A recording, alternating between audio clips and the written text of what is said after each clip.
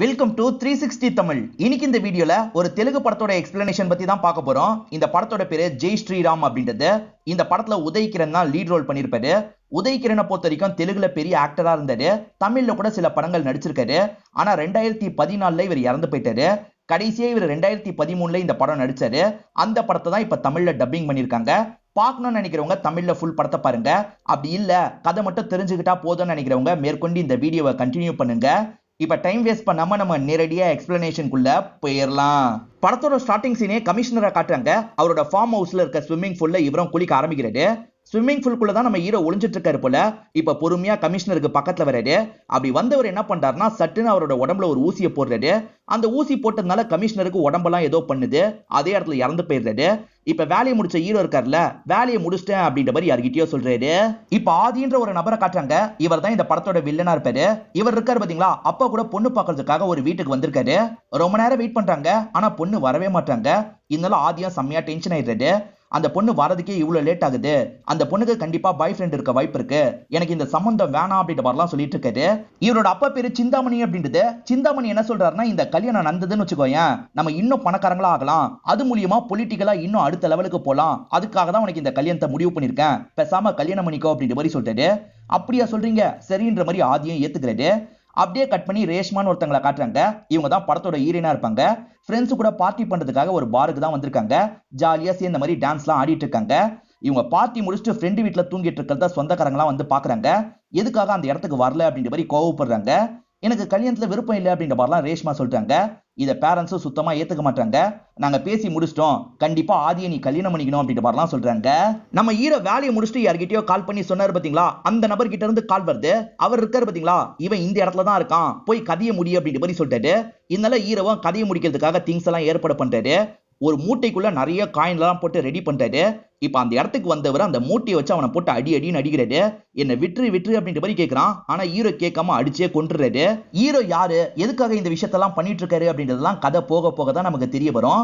ரேஷ்மாவை பொறுத்த வரைக்கும் கல்யாணம் வேணான்னு சொன்னதுக்கு ஒரு காரணம் இருக்கு. இவங்க சித்துன்னு ஒரு பையனை லவ் பண்றாங்க. இப்ப அவருக்கு கால் பண்ணி நடந்துட்டு இருக்க விஷயத்தை பத்தி எல்லாம் சொல்றாங்க. நான் வீட்டை விட்டு ஓடிட போறேன் அப்படின்ற மாதிரி சொல்றாங்க. அவரும் சரின்ற மாதிரி ஏத்துக்கிறாரு. இவங்க என்ன பண்றாங்கன்னா திங்ஸ் எல்லாம் எடுத்துட்டு வீட்டை விட்டு கிளம்பிடுறாங்க. ஹீரோ 2 பேரை கொலை பண்ணிருக்காரு பாத்தீங்களா, அவங்க 2 பேருமே போலீஸ் டிபார்ட்மெண்ட்டை சேர்ந்தவங்களா தான் இருப்பாங்க. இப்ப இருக்க கமிஷனர் இருக்காருல்ல, கண்டிப்பா கொலை பண்றவன் யாருன்றதை கண்டுபிடிக்கணும். இந்த வேலையை நீங்க எடுத்துக்கோங்க அப்படின்ற மாதிரி ஏசிபி கிட்ட சொல்றாரு. கண்டிப்பா குற்றவாளியை கண்டுபிடிப்பேன் அப்படின்ற மாதிரி ஏசிபியும் இங்க இருந்து கிளம்புறாரு. ஹீரோ வீட்டுல படுத்துட்டு இருக்கும் போது அந்த நபர் கிட்ட இருந்து கால் வருது. உன்னோட அடுத்த டார்கெட் கோவால இருக்கான், கோவாக்கு உடனே கிளம்பி போ அப்படின்ற மாதிரி சொல்றாரு. சரின்ற மாதிரி ஹீரோவும் இந்த இடத்துல ஏத்துக்கிறாரு. பேசுறது யாருன்றது ஹீரோக்கும் பெருசா தெரியாது போல. ஹீரோயின் வீட்டை விட்டு கிளம்புனாங்க பாத்தீங்களா, இப்போ ஒரு டாக்ஸில தான் டிராவல் பண்ணிட்டு இருக்காங்க. அதே சமயம் சித்து கிட்ட போன்ல பேசுறாங்க. ஒரு ஐடியா பண்ணி தான் இவங்க வீட்டை விட்டு தப்பிச்சிருப்பாங்க. அந்த ஐடியாவை பத்தி எல்லாம் சொல்லிட்டு இருக்காங்க. ஆக்சுவலா வெளியூருக்கு போற மாதிரி இவங்க ஒரு டிக்கெட் எடுத்திருப்பாங்க. வீட்டை சேர்ந்தவங்களாம் அந்த டிக்கெட்டை வச்சு அந்த இடத்துல போய் தேடலாம் அப்படின்ற மாதிரி தேட ஆரம்பிச்சிருப்பாங்க. ஆனா இவங்க இருக்காங்கல்ல, டோட்டலா ஆப்போசிட் சைட் தான் போயிட்டு இருக்காங்க. அதே மாதிரி வேணும்ட்டே ஒவ்வொரு ஏடிஎம்ல காசு எடுத்திருப்பாங்க. அவங்க அந்தந்த ஏடிஎம்க்கு எல்லாம் போய் செக் பண்ணிட்டு இருக்காங்க. சோ அவங்கள டைமை டிலே பண்றதுக்காக இந்த மாதிரிலாம் இவங்க பண்ணிருப்பாங்க. இவங்க பாய் ஃப்ரெண்ட் சித்துவை பொறுத்த வரைக்கும் ஒரு தங்கச்சி இருக்கா போல. அண்ணி நீங்க சூப்பர் அப்படின்ற மாதிரிலாம் பாராட்டிட்டு இருக்கா. இவங்களும் ஜாலியா போன்ல பேசிட்டு இருக்காங்க. இவங்க பேசிட்டு இருக்கிறதெல்லாம் இந்த டிரைவர் கவனிக்கிறாரு. இவ எங்க போனா என்ன ஆனா அப்படின்றது வீட்டை சேர்ந்த யாருக்கும் தெரியாது. இவ கூட ஒன்னா இருந்தா என்ன அப்படின்ற மாதிரிலாம் இந்த டிரைவரும் ஒரு பிளான போட ஆரம்பிக்கிறாரு. மேடம் எனக்கு சாப்பிடணும், வண்டியை நிறுத்திக்கவா அப்படின்ற மாதிரி கேட்கிறாரு. சரி நிறுத்திக்கோங்க அப்படின்ற மாதிரி இவங்களுமே சொல்லிடுறாங்க. சாப்பிட்டுட்டு வரேன்ற மாதிரி இந்த டிரைவர் கொஞ்சம் தள்ளி வந்துடுறாரு. இவருக்கு வேண்டிய ஒரு நபருக்கு கால் பண்றாரு. அவனும் டாக்ஸி டிரைவர் தான் போல. உன் வண்டி ரிப்பேர்ன்ற மாதிரி டிராமா பண்ணு, நம்ம 2 பேருமே சேர்ந்து இவளை அனுபவிச்சிருவோம் அப்படின்ற மாதிரிலாம் சொல்லிட்டு இருக்காரு. அந்த ஃப்ரெண்டோ சரின்ற மாதிரிலாம் ஏத்துக்கிறான். ஹீரோயினுக்கு இதெல்லாம் தெரியாதுல்ல. அவர் திரும்பி வந்தோன்னா கார்ல ஏறி உட்கார்றாங்க.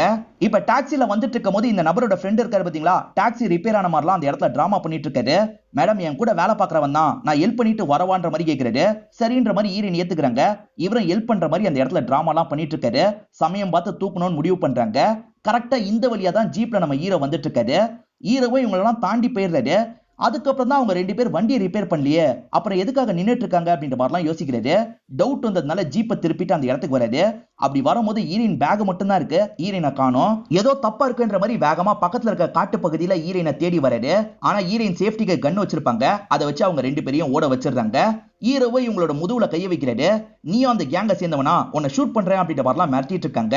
ஆனா ஹீரோ இருக்காருல்ல, நான் போலீஸ், உங்களை காப்பாத்துறதுக்காக தான் இந்த இடத்துக்கு வரவே செஞ்சேன் அப்படின்ற மாதிரி சொல்றாரு. ஈரினும் லொடலொடன்னு ஏதாவது பேசிக்கிட்டே இருக்காங்க. இவர் பெருசா எதையும் பேச மாட்டாரு. ஈரினு சித்துவை பாக்குறதுக்காக தானே போயிட்டு இருக்காங்க, அதை பத்தி எல்லாம் சொல்றாங்க.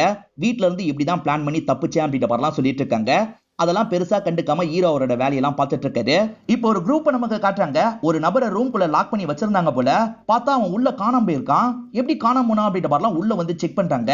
ஓட்ட போட்டு தப்பிச்சு போயிருக்கான்னு தெரிய வருது. ஹீரோ தான் இங்க இருந்து தப்பிச்சிருக்காரு போல. இப்ப ஆதி வந்தா என்ன பதில் சொல்றது அப்படின்ற மாதிரிலாம் இவங்க யோசிச்சுட்டு இருக்காங்க. ஈரனும் கோவாக்கு தான் போவாங்க, அதனால தான் ஹீரோ கூட டிராவல் பண்றாங்க. ஆனா ஒரு இடத்துல ஜீப் ரிப்பேர் ஆயிருது, அதனால ஜீப்பை ஓரமா நிறுத்திடுறது. இப்ப ஷேர் ஆட்டோல இவங்க 2 பேருமே போயிட்டு இருக்காங்க. ஒரு நபர் என்ன பண்றான்னா ஆட்டோல வச்சு ஈரன் கிட்ட மிஸ்பிஹேவ் பண்ற மாதிரி பண்ணிட்டு இருக்கான். ஈரன் ரொம்ப அன்ஈசியா ஃபீல் பண்றாங்க. இதை ஹீரோ புரிஞ்சுக்கிறாரு. சட்டுன்னு அவனை போட்டு அடிக்க ஆரம்பிக்கிறாரு. அடி வாங்கின அவனும் பயங்கரமா டென்ஷன் ஆயிடுறான். நான் யாரும் தெரியாம என் மேல கைய வச்சிட்ட, உன்னை என்ன பண்றேன் பாரு அப்படின்ற மாதிரிலாம் அங்க இருந்து கிளம்பி போயிடுறான். ஹீரோ பெருசா கண்டுக்காம இவங்க பக்கத்துல வந்து உட்கார்றாரு. மேற்கொண்டு டிராவல் பண்ணிட்டு இருக்காங்க. ஈரனை பொறுத்த வரைக்கும் சித்துன்னு ஒரு பாய் ஃப்ரெண்ட் இருக்கான். ஆனா ஹீரோவை பார்த்தா இவங்க வெக்கலாம் படுறாங்க. இப்போ ஒரு இடத்துல இவங்க 2 பேருமே சேர்ந்த மாதிரி இறங்குறாங்க. வருவன் சொன்னான் பாத்தீங்களா, அவன் திரும்பி வந்து ஹீரோவை அடிக்கிறதுக்கு ட்ரை பண்ணிருப்பான். ஹீரோ தடுத்து சண்டை போட்டிருப்பாரு. அந்த இடத்துல அந்த போலீஸுங்க இருக்காங்கல்ல, ஸ்டேஷனுக்கு வாங்க அப்படின்ற மாதிரி இவங்க 3 பேரையும் லாக் பண்ணிடுறாங்க. நீ பெரிய இவனாரா, இப்படிதான் ரோட்ல சண்டை போடுவியா அப்படின்ற மாதிரி இன்ஸ்பெக்டர் ஹீரோவை போட்டு திட்டிட்டு இருக்காரு. அவன் மேலதான் தப்புன்ற மாதிரி ஹீரோ சொல்லிட்டு இருக்காரு.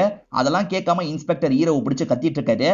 அப்பதான் யார்கிட்ட இருந்தோ கால் வருது. இவரோட சீனியர் கிட்ட இருந்து கால் வருது போல. அந்த சீனியரும் ஹீரோவை விட சொல்லி சொல்றாரு. இதனால இவர் இருக்கார்ல, நீங்க 2 பேருமே கிளம்பலாம் அப்படின்ற மாதிரி சொல்லிடுறாரு. ஹீரோக்கு ஒரு நபர் கால் பண்ணுவார்ல, இப்ப அவர் கால் பண்ணிட்டாரு. உனக்கு வேலையை கொடுத்தா நீ என்ன பொண்ணு பின்னாடி சுத்திட்டு இருக்க அப்படின்ற மாதிரி கேட்கிறாரு. எப்படியாவது இவளை சீக்கிரமா அனுப்பி விட்டுறேன், அதுக்கப்புறம் அந்த வேலையை முடிக்கிறேன் அப்படின்ற மாதிரி இவரும் சொல்றாரு. இப்ப ஆதியும் ஹீரோ ரூம்ல இருக்கானான்னு பாக்குறதுக்காக வராரு. ஹீரோ தான் தப்பிச்சு போயிட்டார்ல. ஆனா இவங்க என்ன பண்றாங்கன்னா ஹீரோ கெட்டப்ல அந்த இடத்துல படுத்துட்டு இருக்க மாதிரிலாம் நடிக்கிறாங்க. ஹீரோ இங்கதான் இருக்கான்ற மாதிரி ஆதியும் கிளம்பிடுறாரு. அப்படி கிளம்பி போயிட்டு இருக்க ஆதிக்கு ஒரு டவுட் வருது. எப்பவுமே இருக்க ஆட்கள்ல ஒருத்த மட்டும் குறையறானே அப்படின்ற மாதிரி யோசிக்கிறாரு. இப்ப திரும்பி இந்த இடத்துக்கு வந்து பார்க்கும் போது தான் இவங்க எல்லாம் சேர்ந்து பிளான் பண்ணிருக்காங்கன்னு தெரிய வருது. ஏண்டா என்னைய ஏமாத்துறீங்களா அப்படின்ற மாதிரி ஆதி பயங்கரமா கோவப்படுறாரு. இந்த ஏமாத்துறதுக்கு ஐடியா கொடுத்தான் பாத்தீங்களா, அவனை போட்டு பயங்கரமா அடிக்கிறாரு. ஷூட் பண்ணி சாவடிச்சிடுறாரு. இதை பாக்குற மத்தவங்க எல்லாம் தப்பிச்சு ஓட பாக்குறாங்க. உங்க கதையும் முடிக்கிறேன் அப்படின்ற மாதிரி ஷூட் பண்ணி எல்லாரோட கதையும் முடிச்சிடுறாரு. அதே மாதிரி இவரோட அப்பா சிந்தாமணிக்கு கால் பண்றாரு. அவன் தப்பிச்சிட்டான்பா, அடுத்த டார்கெட் நீங்களா கூட இருக்கலாம், கவனமா இருங்கன்ற மாதிரி சொல்றான். ஈரன் லொடலொடன் ஏதாவது பேசிக்கிட்டே இருக்காங்கன்னு சொன்னா பாத்தீங்களா, இப்ப சித்துவை பத்தி சொல்றேன் அப்படின்ற மாதிரி இந்த இடத்துல சொல்ல ஆரம்பிக்கிறாங்க. ஆக்சுவலா இவங்க கோவால தான் இதுக்கு முன்னாடி வேலை பார்த்திருப்பாங்க. அப்பதான் மொத வாட்டியா சித்துவை பார்த்திருப்பாங்க. சித்து இருக்காரு பாத்தீங்களா, ஏழை பசங்களுக்கு தியேட்டருக்கு கூட்டு வந்து காட்டணும் அப்படின்ற மாதிரி நினைச்சிருப்பாரு. எல்லாருமே மாற்றுத்திறனாளியா வேற இருப்பாங்க. இதெல்லாம் ஈரனுக்கு பிடிச்சிருக்கு. இது மட்டும் இல்லாம நிறைய நல்ல காரியங்கள்லாம் பண்ணிட்டு இருப்பாரு. 2-3 சம்பவத்துல இந்த விஷயத்தை இவங்க பார்த்திருப்பாங்க. அதனால இவங்களுக்கு சித்துவை ரொம்பவே பிடிக்க ஆரம்பிச்சிருது. ஈரன் இங்க வேலை தானே பார்த்துட்டு இருக்காங்க. இப்ப ஜாகிங் ஓடிட்டு இருக்கும் போது ஒரு பொண்ணு பார்க்ல உட்காந்து அழுதுட்டு இருக்கிறத பாக்குறாங்க. ரொம்ப நேரமா அந்த பொண்ணு அழுதுட்டு இருக்கா. அதனால இவங்களும் பக்கத்துல வந்து என்ன விஷயம் அப்படின்ற மாதிரிலாம் கேக்குறாங்க. இந்த பொண்ணு இவ்வளவு நாள் மாமா வீட்டுல தான் ஸ்டே பண்ணிருப்பா. கொடுமை பத்திக்கிட்டே இருக்கிறதுனால அங்க இருந்து வந்துட்டேன். இங்கதான் என்னோட அண்ணன் இருக்காரு. ஆனா அண்ணன் எங்க இருக்காருன்னு தெரியல, ரீச் பண்ணவும் முடியல. கொஞ்ச நாள் மட்டும் தங்கணும் அப்படின்ற மாதிரி சொல்றா. என் வீட்டுக்கே வந்து தங்கிக்கோ அப்படின்ற மாதிரி இவங்களும் வீட்டுக்கு கூட்டு வந்துடுறாங்க. கவலைப்படாத, நான் இருக்கேன், சீக்கிரமா அண்ணனை கண்டுபிடிச்சிடலாம் அப்படின்ற மாதிரி சொல்றாங்க. பார்த்தா அந்த அண்ணன் சித்துவா தான் இருப்பாரு. இவங்க இவ்வளவு நாள் ஸ்டே பண்ண வச்சாங்கல்ல, அதுக்காக ஈரன் கிட்ட நன்றி எல்லாம் சொல்லிட்டு இருக்காரு. இப்படிதான் இவங்க 2 பேருமே பழக ஆரம்பிச்சிருப்பாங்க. நாளடைவுல லவ்வர்ஸாவும் மாறி இருப்பாங்க. ஈரனை பொறுத்த வரைக்கும் பெரிய பணக்கார ஃபேமிலியை சேர்ந்தவங்களா இருப்பாங்க. உன்னோட வீட்டுல இந்த லவ் எல்லாம் ஏத்துப்பாங்களா அப்படின்ற மாதிரி தங்கச்சி கேக்குறா. ஈரன் என்ன சொல்றாங்கன்னா, கஷ்டம் தான், முடிஞ்ச அளவுக்கு பேசி பாக்குறேன், ஏத்துக்கவே மாட்டாங்கன்னு தெரிஞ்சிருச்சுன்னா உங்க கூடயே வந்துடுறேன் அப்படின்ற மாதிரிலாம் சொல்லிட்டு இருக்காங்க. சித்துவை பார்க்க போறேன், சந்தோஷமா இருக்கு அப்படின்ற மாதிரிலாம் சொல்லிட்டு இருக்காங்க. ஈரக்கு ஒரு வேலை இருக்கு போல, நீ இறங்கிக்கோன்னு சொல்றாரு. இல்ல உங்க கூட தான் நான் வருவேன் அப்படின்ற மாதிரி இவங்க சொல்றாங்க. சரி, சின்ன வேலை தான், நான் முடிச்சுட்டு வந்துடுறேன், அது வரைக்கும் வெயிட் பண்ணு அப்படின்ற மாதிரி சொல்றாரு. சரின்ற மாதிரி இவங்களும் ஜீப்ல வெயிட் பண்ணிட்டு இருக்காங்க. இவரும் ஒரு நபர் கிட்ட பேசுறதுக்காக தான் வந்திருக்காரு. அவன் ஏற்கனவே செம்ம போதையில இருக்கான். இன்னமும் இவர் சரக்கெல்லாம் ஊத்தி விட்டுறாரு. இப்போ ஊத்தி விட்டவர் மாடியில இருந்து குதின்னு சொல்லிட்டாரு. அவன் செம்மையா ஷாக் ஆகுறான். மாட்டேன்ற மாதிரி சொல்றான். குதிச்சுதான் ஆகணும்னு மிரட்டுறாரு. வேற வழி இல்லாம அவன் குதிச்சிடுறான். ஹீரோ தான் தள்ளி விட்டாரு அப்படின்றதெல்லாம் ஹீரோயினுக்கு தெரியல. நம்ம ஆம்புலன்ஸ்க்கு கால் பண்ணலாம் அப்படின்ற மாதிரி சொல்லிட்டாங்க. ஏற்கனவே ஹோட்டல்ல சேர்ந்தவங்க கால் பண்ணிட்டாங்க, அதனால நம்ம கிளம்பலாம் அப்படின்ற மாதிரி சொல்லிட்டாரு. மேற்கொண்டு இவங்க 2 பேருமே டிராவல் பண்ணி ஒரு ஹோட்டல் இருக்கிற இடத்துக்கு வந்துடுறாங்க. இவர் இருக்காரு பாத்தீங்களா, ஹீரோயினுக்காக ஒரு ரூம் எல்லாம் புக் பண்ணி தந்துடுறாரு. இப்ப அந்த மர்ம நபர் ஹீரோக்கு கால் பண்ணிட்டாரு. சிந்தாமணி கெஸ்ட் ஹவுஸ்ல தான் ஒளிஞ்சிருக்கான், பாதுகாப்போட ஒளிஞ்சிருக்கான், தூக்கிரு அப்படின்ற மாதிரி சொல்லிட்டாரு. சரின்ற மாதிரி இவரும் ஏத்துக்கிறாரு. பாதுகாப்புக்காக 4-5 பேர் இருக்காங்க. ஹீரோ அவங்கள மயக்கிடுறாரு. சைலண்டா உள்ள நுழையிறாரு. சிந்தாமணி நல்லா தூங்கிட்டு இருக்கான். இப்ப கன்னை காமிச்சு மிரட்டுறாரு. ஒழுங்கா என் கூட வான்ற மாதிரி தூக்கிட்டு வந்துடுறாரு. சிந்தாமணி கடத்தப்பட்டுட்டாரு பாத்தீங்களா, அதை பத்தி ஆதிக்கு தகவல் கிடைச்சிருது. இவன் மட்டும் தனியா இதை பண்ணல, வேற யாரோ ஹெல்ப் பண்றாங்க போல அப்படின்ற மாதிரிலாம் ஆதியும் யோசிக்கிறாரு. சிந்தாமணிக்கு ஒரு நாள் முழுக்க அவர் சாப்பாடு தராம இருந்திருப்பாரு. எனக்கு பிபி சுகர்னு எல்லாமே இருக்குடா, கொஞ்சமாவது சாப்பாடு தா அப்படின்ற மாதிரிலாம் சிந்தாமணி கெஞ்சிட்டு இருக்காரு. என்ன பண்றது அப்படின்ற மாதிரி இவரும் அந்த மர்ம நபர்கிட்ட கேட்கிறாரு. அந்த மர்ம நபர் இருக்கார்ல, ஸ்வீட்டா தான்ற மாதிரி சொல்லிட்டாரு. இவருக்கு சுகர் ஏற்கனவே அதிகமா இருக்கும். ஹீரோ என்ன பண்றாருன்னா நிறைய ஸ்வீட் எல்லாம் உள்ள அனுப்பி விடுறாரு. இவர் ஸ்வீட்டை சாப்பிட்றதா வேணாமான்னு யோசிக்கிறாரு. செம்ம பசி எடுக்குதுல்ல, சுகர் வந்தாலும் பரவாயில்லன்ற மாதிரி இவரும் ஸ்வீட் எல்லாம் மொத்தமா சாப்பிடுறாரு. நிறைய ஸ்வீட் சாப்பிட்றதுனால இந்த இடத்துல இறந்து போயிடுறாரு. இவரை எந்த இடத்துல லாக் பண்ணி வச்சிருந்தாங்களோ அந்த இடத்துல தான் சிந்தாமணியோட கதையை இவர் முடிச்சிருக்காரு. இப்ப பையனுக்கே நேரடியா கால் பண்ணிடுறாரு. என்ன ஒரு இடத்த வச்சு டார்ச்சர் பண்ணல, அந்த இடத்துல தான் உன்னோட அப்பாவோட பாடி இருக்கு, வந்து எடுத்துட்டு போ அப்படின்ற மாதிரிலாம் சொல்லிட்டாரு. உன்னை விட மாட்டேன்ற மாதிரி ஆதி சொல்றான். உன்னால என்ன எதுவுமே பண்ண முடியாதுன்னு ஹீரோவும் சொல்றாரு. ஆதி இருக்கான் பாத்தீங்களா, அப்பாக்கு செய்ய வேண்டிய இறுதி சடங்கு வேலையெல்லாம் முடிச்சிடறான். அதே சமயம் ஹீரோ கிட்ட பேசுறதுக்காக வராங்க. அப்பன்னு பார்த்து மர்ம நபர் கிட்ட இருந்து ஹீரோக்கு கால் வருது. ஹீரோவும் பேச ஆரம்பிக்கிறாரு. அடுத்த டார்கெட்டோட டீடைல் அனுப்பி வச்சிருக்கேன், பாத்துக்கோன்ற மாதிரி அந்த நபர் சொல்லிட்டாரு. ஹீரோனும் சித்துவை இது வரைக்கும் பார்த்தது இல்லல்ல, இதுதான் சித்துவோட போட்டோன்னு காட்டுறதுக்காக வராங்க. இவரும் டீடைல பார்க்கலான்னு போனை யூஸ் பண்ணி பாக்குறாரு. பார்த்தா ரெண்டுத்துலயும் ஒரே நபர் தான் இருக்காரு. சோ சித்துவை தான் நம்ம அடுத்து கொள்ளணும் அப்படின்றது ஹீரோக்கு தெரிஞ்சிருது. ஹீரோக்கு சித்துவை ஏற்கனவே தெரியும் போல. பயங்கரமா இந்த இடத்துல ஷாக்லாம் ஆகுறாரு. இங்கதான் படத்தோட இன்டர்வல போடுறாங்க. இங்கதான் ஹீரோ யாரு, எதுக்காக இதெல்லாம் பண்றாரு அப்படின்றத நமக்கு காட்டுறாங்க. ஹீரோவோட பேரு ஸ்ரீராம் அப்படின்றது. இன்ஸ்பெக்டரா புதுசா ஒரு ஸ்டேஷனுக்கு வந்திருக்காரு. எல்லா ரவுடிங்களுக்கும் ஒரு வார்னிங் மாதிரி தராரு. அதுல கோவப்பட்ட ஒருத்தர் இருக்கான் பாத்தீங்களா, ஹீரோ வீட்டுல வெடிகுண்டை போட்டுறான். அதனால அம்மாக்கு லைட்டா காயம்லாம் ஏற்பட்டிருக்கும். இதை பத்தி பையனுக்கு கால் பண்ணி சொல்றாங்க. பண்ணது யாருன்றதை இவர் கண்டுபிடிச்சிடுறாரு. பண்ணவன் இடத்துக்கே போய் காலி பண்ணோன்னு யோசிக்கிறாரு. அவன் கள்ளச்சாராயெல்லாம் காய்ச்சறவனா இருப்பான். இப்ப அந்த இடத்துல இருக்க எல்லாத்தையும் அடிச்சு உடைக்கிறாரு. தடுக்க வந்த ஆட்கள் கூடயும் சண்டை போடுறாரு. அந்த ஹெட்டை கன்னால ஷூட் பண்ணி என்கவுண்டர் பண்ணிடுறாரு. கமிஷனர் இருக்கார்ல, பயங்கரமா இவர் மேல கோவப்படுறாரு.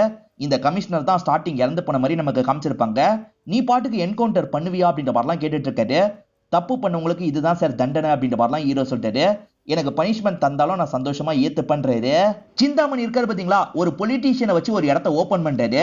அதாவது ஏழைங்களுக்கு ஃப்ரீயா மருத்துவம்லாம் பாக்குற மாதிரி ஒரு இடத்த தான் ஓபன் பண்ணிருக்காரு. அந்த அரசியல்வாதியும் சிந்தாமணியை புகழ்ந்து பேசிட்டு போயிடுறாரு. சிந்தாமணியோட சொந்தக்காரங்கள்லயே ஒரு டாக்டர் இருக்காரு. அவர் மூலியமா சிந்தாமணி பெருசா ஒரு விஷயத்த பிளான் பண்ணிருக்காரு. அதை பத்திலாம் அந்த சொந்தக்கார நபர்கிட்ட சொல்லிட்டு இருக்காரு. நிறைய ஏழை பசங்க வருவாங்கல்ல, அவங்க உடம்புல இருக்க உறுப்பெல்லாம் எடுக்கிறது தான் இவரோட பிளானா இருக்கும். யாருக்கும் சந்தேகம் வராம இந்த விஷயத்த பண்ணும், அப்படியே யாருக்காவது சந்தேகம் வந்தாலும் அவங்களோட கதையை முடிக்கணும் அப்படின்ற மாதிரி சொல்லிட்டாரு.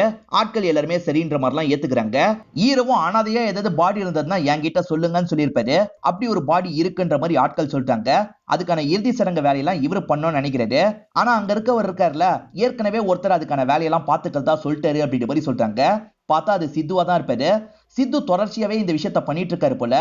நீங்க புதுசா தானே சார் இந்த ஊருக்கு வந்திருக்கீங்க, உங்களை பத்தியும் நான் கேள்விப்பட்டேன் அப்படின்ற மாதிரிலாம் சொல்லிட்டாரு. ஹீரோக்கு சித்துவை பிடிச்சு போயிருது. நம்ம 2 பேர் சேர்ந்தே இந்த விஷயத்த பண்ணலாம் அப்படின்ற மாதிரி சொல்லிட்டாரு. இவங்க 2 பேருமே சேர்ந்த மாதிரி தான் இறுதி சடங்கு வேலையெல்லாம் பாக்குறாங்க. ஒரு அம்மாவும் ஹீரோவை பார்த்து பேசுறதுக்காக வந்திருக்காங்க. என் பொண்ணு ஒரு ஹாஸ்பிட்டல்ல தான் வேலை பார்க்கறா, தொடர்ச்சியா ரவுடி பசங்க கெலாட்டா பண்ணிட்டு இருக்காங்க, நீங்க தான் ஏதாவது பண்ணணும் அப்படின்ற மாதிரி சம்பந்தப்பட்டவங்களோட போட்டோவெல்லாம் தராங்க. இவரும் சரிமா நான் ஆக்ஷன் எடுக்கிறேன், நீங்க கவலைப்படாம போயிட்டு வாங்க அப்படின்ற மாதிரி அவங்களை அனுப்பி வச்சிடுறாரு. அந்த பசங்க எல்லாருமே இப்போ ஒரு கடையில தான் இருக்காங்க. கடைக்கு ஒரு பொண்ணு வந்து எதையோ வாங்கிட்டு இருக்கா. அந்த பொண்ணு கிட்ட கெலாட்டா பண்ணிட்டு இருக்காங்க. இவங்க மிஸ்பிஹேவ் பண்றதெல்லாம் சித்து கவனிக்கிறாரு. ஏன்டா இப்படி பண்றீங்க அப்படின்ற மாதிரி இவங்க கூட சண்டை போட்டுட்டு இருக்காரு. எல்லாருமே சண்டை போடுறத போலீஸ் பாக்குறாங்கல்ல, எல்லாரையும் போலீஸ் ஸ்டேஷனுக்கு கூட்டு வந்துடுறாங்க. என்னாச்சு அப்படின்ற மாதிரி சித்துவை பார்த்து கேட்கிறாரு. சித்துவா நடந்த விஷயத்தை பத்தி எல்லாம் சொல்லிட்டாரு. இவனுங்க 5 பேரையும் எங்கேயோ பார்த்த மாதிரியே இருக்கேன்னு ஹீரோ யோசிக்கிறாரு. ஒரு லேடி வந்து போட்டோ தந்துட்டு போனாங்கல்ல, அதுல இருக்கவங்க தான் இவங்க அப்படின்றது ஹீரோக்கு புரிஞ்சிருது. இவனுங்களை விடக்கூடாது அப்படின்ற மாதிரிலாம் யோசிச்சுட்டு இருக்காரு. ஆனா அவனுங்க ரொம்ப தெனாவட்டா தான் பேசுறாங்க. அப்பதான் கமிஷனர் கிட்ட இருந்து கால் வருது. அவங்களை எதுக்காக பிடிச்சி வச்சிருக்க, விடு அப்படின்ற மாதிரி சொல்லிட்டாரு. கமிஷனரை மீறி எதுவுமே பண்ண முடியல, போங்கன்ற மாதிரி அனுப்பி விடுறாரு.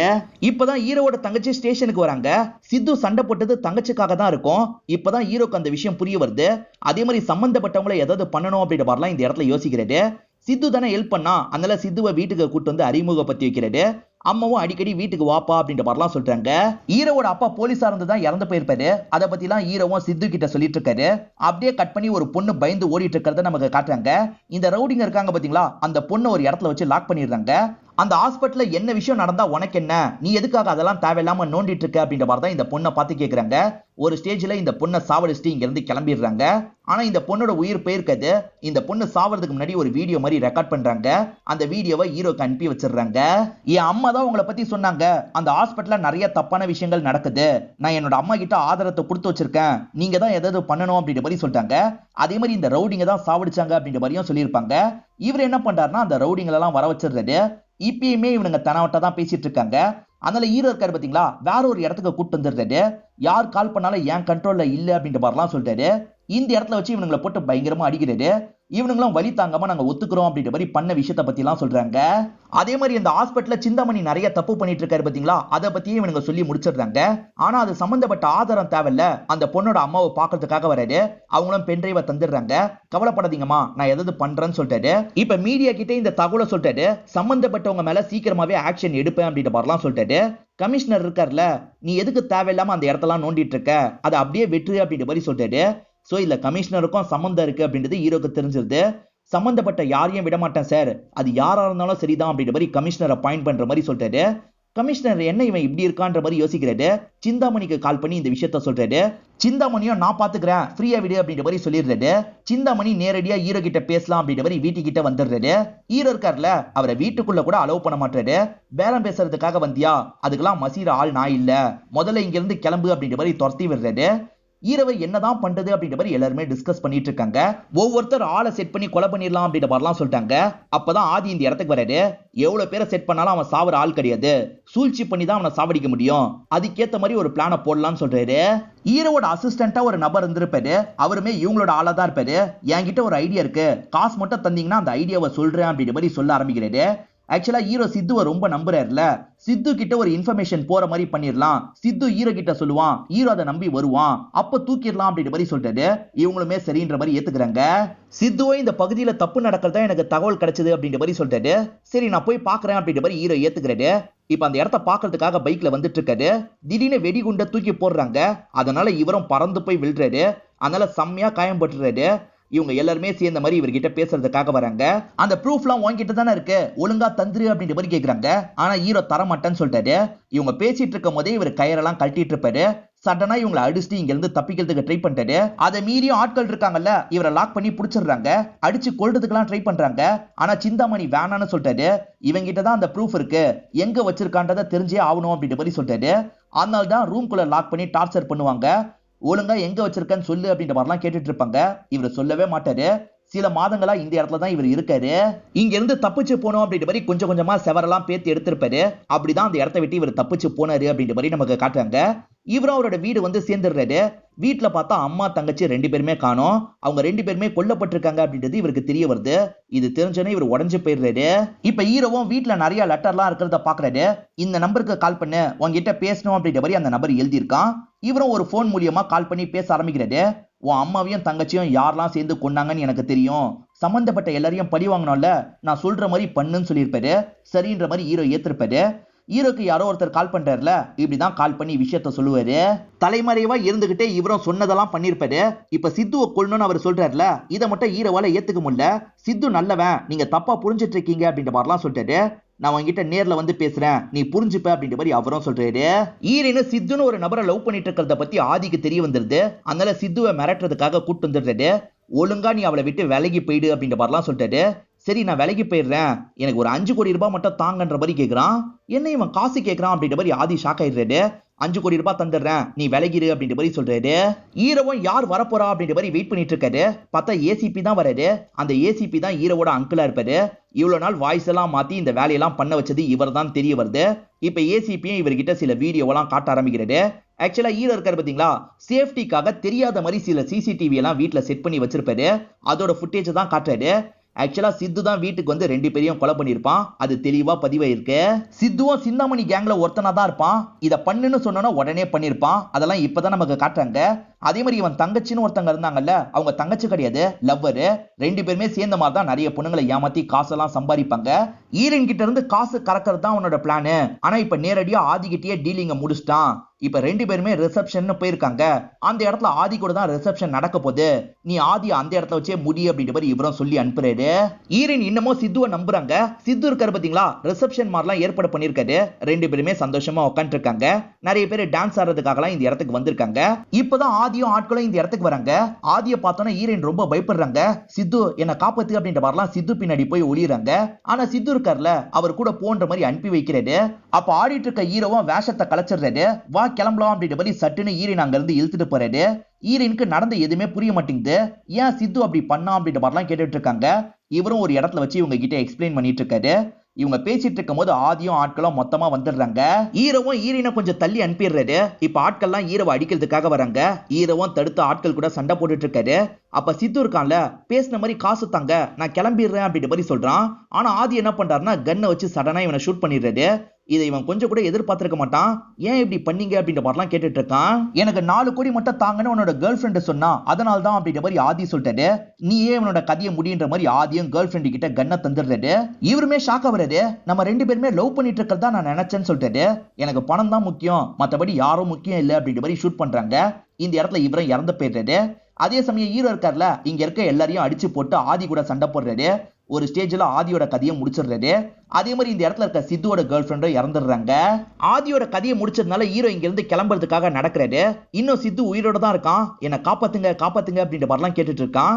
இவருக்கு மனசு மாறி இருந்தது போல சித்துவை தூக்க ஆரம்பிக்கிறாரு. அப்படி தூக்குனவர் என்ன பண்றாருன்னா ஒரு கார்ல போட்டுறாரு. அந்த காரையே எரிக்கிறதுக்கு தயாராகிறாரு. உன்னை அப்படியே விட்டு போக எனக்கு மனசு வரல, இறுதி சடங்கு வேலையை முடிச்சுட்டு போறேன் அப்படின்ற மாதிரி ஹீரோ இருக்காரு பாத்தீங்களா, அந்த கார் எரியிற மாதிரி செட் பண்ணிட்டு நடக்க ஆரம்பிக்கிறாரு. இதோடயே இந்த படத்தை நமக்கு முடிச்சிடுறாங்க. இந்த படம் உங்க எல்லாருக்குமே பிடிச்சிருக்கோம் நம்புறேன். இந்த வீடியோ உங்களுக்கு பிடிச்சிருந்ததுன்னா லைக் பண்ணுங்க, கமெண்ட் பண்ணுங்க, மறக்காம 360 தமிழ் சேனலை சப்ஸ்கிரைப் பண்ணுங்க. தொடர்ச்சியா இந்த மாதிரி வீடியோக்கள் வந்துகிட்டே தான் இருக்கும்.